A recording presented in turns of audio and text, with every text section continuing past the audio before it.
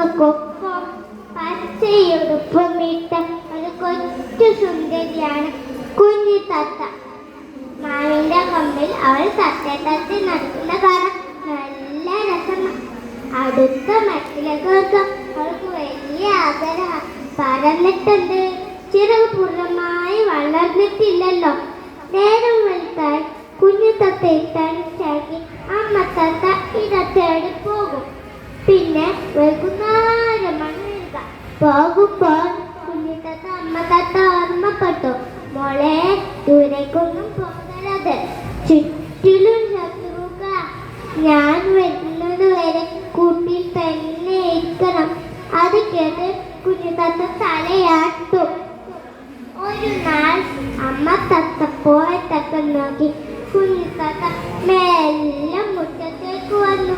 ഒരു ചുറ്റിലും നോക്കി, ആരുമില്ല.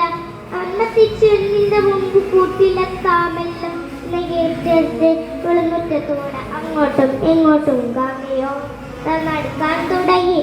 ഇതെല്ലാം കണ്ടൻപുരി കാണുന്നുണ്ടായിരുന്നു.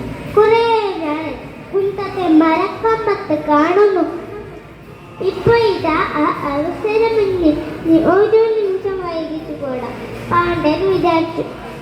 കുഞ്ഞത്തെ ഇത് കറിയൊന്നും മുറ്റത്തെ അരമണികൾ പുറത്തുന്നത് അങ്ങനെ ചാടി ചാടി നടക്കുകയാണ്. പെട്ടെന്നാണ് തിരിഞ്ഞ പാണ്ഡൻ കുഞ്ഞത്തയുടെ മേൽ ചാടി വീണത്. ഹായ്, കുഞ്ഞെ തത്തെ കയ്യിൽ കിട്ടി എന്ന് പറഞ്ഞ പാണ്ഡൻ സന്തോഷിച്ചു. അപ്പം ദൂരെ നിന്നും പറന്നു വന്നു അമ്മ തത്ത പാണ്ഡത്തെ തലയ്ക്ക് ആഞ്ഞൊരു കൊത്ത്.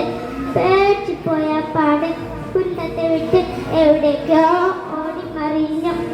പാണ്ഡൻ കുട്ടിയിൽ പീടിയിൽ നിന്ന് രക്ഷപ്പെട്ട കുഞ്ഞു തത്ത അമ്മയെ പിടിച്ച് നിലവിളിച്ചു. അമ്മ തത്തല്ലായിരുന്നെങ്കിൽ അമ്മ കേൾക്കാതെ ഇറങ്ങിയതിന്റെ ഫലം കുഞ്ഞത്ത് കിട്ടി. അന്ന് മുതൽ കുഞ്ഞു തത്ത അമ്മ പറയുന്നത് അനുസരിച്ചിട്ടേ ഉള്ളൂ.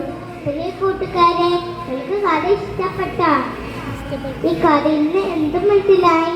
മുതിർന്നവർ പറയുന്നത് അനുസരിക്കണം. അനുസരിക്കില്ലേ? Thank you. അസ്സലാമു അലൈക്കും.